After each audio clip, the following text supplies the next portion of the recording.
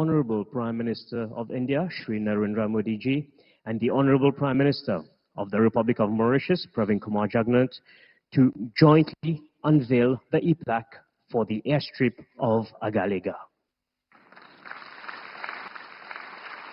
भारत जो है वो एक नेवल बेस बनाने जा रहा है और ये जो नेवल बेस है टेक्निकली तो चाइना के खिलाफ है, लेकिन इसकी स्ट्रेटेजिक वैल्यू बहुत ज़्यादा है। उस पे उन्होंने एक एयर स्ट्रिप जो है और एक 6 कम्युनिटी डेवलपमेंट प्रोजेक्ट्स को लॉन्च किया है।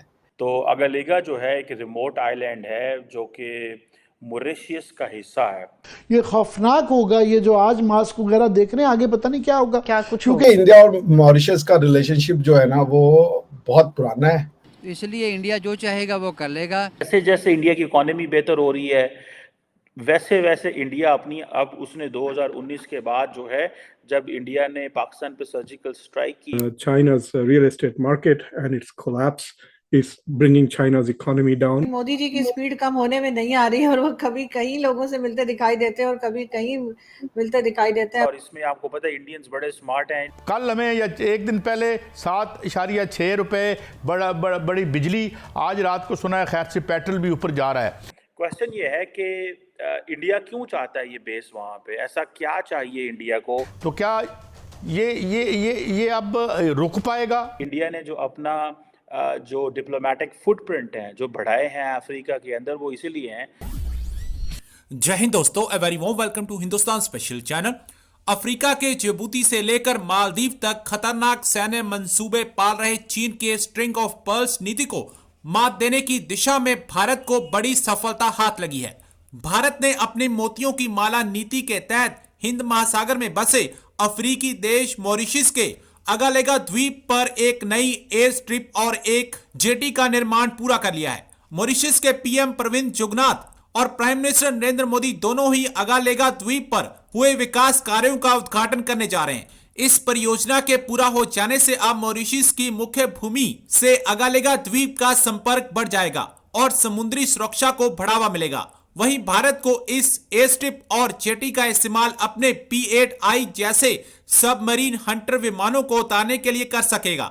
इसके अलावा भारतीय नौसेना के युद्धपोत भी वहां आसानी से जा सकेंगे। इसी वजह से कई रक्षा विश्लेषक इसे भारत का नौसैनिक अड्डा भी करार दे रहे हैं। भारत जो है वो एक नेवल बेस बनाने जा रहा है और ये जो नेवल बेस है टेक्निकली तो चाइना के खिलाफ है, लेकिन इसकी स्ट्रेटेजिक वैल्यू बहुत ज़्यादा है। अगर ये आप नक्शा देखें तो अगालेगा जो है एक रिमोट आइलैंड है जो कि मॉरिशस का हिस्सा है और इस हवाले से पहले भी 2021 में भी इसके बारे में बहुत कुछ लिखा गया और बड़ी बात हुई, लेकिन कहा जाता है कि ये जो जगह है ये बड़ी स्ट्रेटेजिकली इम्पॉर्टेंट है और ये मोज़म्बिक चैनल जो है उसके करीब है और एक बड़ा मैरीटाइम रूट है for commercial ships and oil tankers जो है उसके लिए।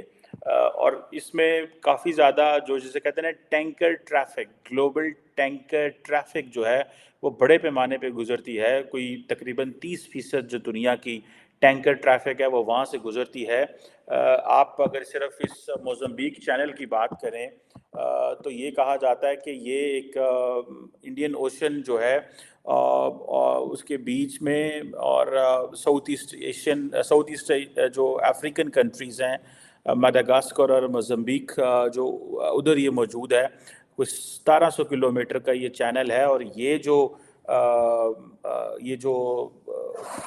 जिसे बोलते हैं ये जो मिलिट्री बेस इंडिया बनाने जा रहा है ये भी वहाँ पे मौजूद है। क्वेश्चन ये है कि इंडिया क्यों चाहता है ये बेस वहाँ पे, ऐसा क्या चाहिए इंडिया को? इससे पहले कहा गया था कि 2015 में एक एग्रीमेंट हुआ था मॉरिशस का और वो जो एग्रीमेंट था कि इंडिया जो है वो एक एयर स्ट्रिप जिसकी मैं आपको तस्वीर इधर दे रहा हूँ ये बिल्ड करेगा और क्योंकि ये जो अगालेगा है ये एक रिमोट एरिया है और ये नॉर्मली बाकी जो मॉरिशस है उससे कटा हुआ है और ये जो अब वहाँ पर जारी बात है बड़े पैमाने पे एयर और शिप कनेक्टिविटी की फैसिलिटीज़ बन रही हैं। इस हवाले से कुछ ऑस्ट्रेलियन जो रिसर्चर्स हैं उन्होंने काम किया और वहाँ पे कि इंडिया जो है वो नेवल बेस बना रहा है। और इसमें आपको पता है इंडियंस बड़े स्मार्ट हैं इन ये जो सैटेलाइट इमेजरी है इसके हवाले से वो अक्सर शेयर करते रहते हैं। कहा जाता है कि ये तकरीबन 3 किलोमीटर की एयर स्ट्रिप है जो कि आइलैंड में बन रही है, और ये सिर्फ इसीलिए बन रही है ताकि ये फैसिलिटेट कर सके इंडियन फ्लीट को, भले वो मैरीटाइम के हवाले से हो या भले वो इंडिया की एयर पावर के हवाले से हो।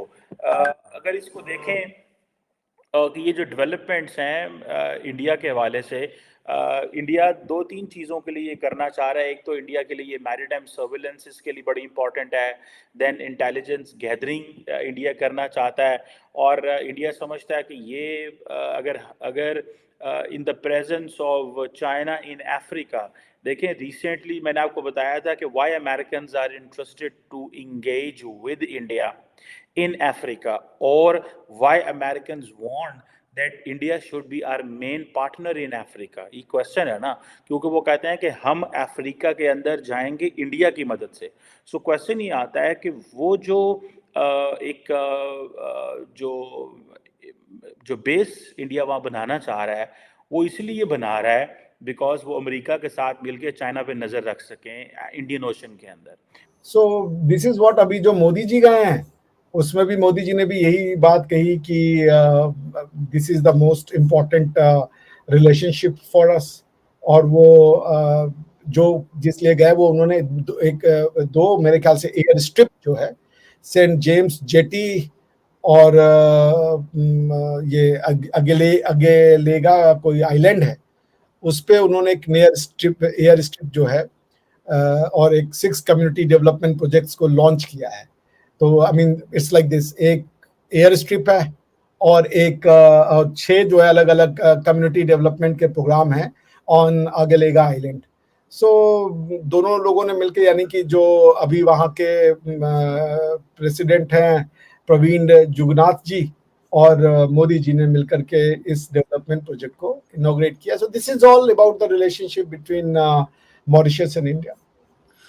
बिल्कुल, लेकिन बहुत अच्छा लगता है कि अभी तक इलेक्शन नजदीक है लेकिन मोदी जी की स्पीड कम होने में नहीं आ रही है, और वो कभी कहीं लोगों से मिलते दिखाई देते हैं और कभी कहीं मिलते दिखाई देते हैं। अभी तो 1-2 दिन पहले मैं ये भी पढ़ रही थी कि डॉक्टर जयशंकर जो है वो भी शायद इलेक्शन में हिस्सा लेंगे, और खैर आई होप कि वो तो खैर जीत भी जाएंगे बहुत आसानी से, क्योंकि जिस तरह का काम उन्होंने किया है एज अ फॉरेन मिनिस्टर उसे तो हमारे यहाँ भी बहुत से लोग जो है बहुत पसंद करते हैं, और मैं तो खैर बड़ी फ़ैन हूँ डॉक्टर जयशंकर की। मैंने उनकी बुक भी मंगाई और पढ़नी भी शुरू कर दी है। तो ऐसे फॉरेन मिनिस्टर अगर पाकिस्तान को मिल जाए तो क्या बात है। लेकिन आपको लगता है कि फिर वही टीम इलेक्शंस के बाद फिर वही टीम हमें नजर आएगी जो इस वक्त है, या आपको लगता है कि कुछ चेंजेस, कुछ इम्प्रूवमेंट मजीद दिखने वाली है? देखिए, मोदी सरकार आएगी, आप समझ रही हैं, तो मुझे कोई चेंज नहीं दिखता। कोई एमपी नहीं चुनेगा,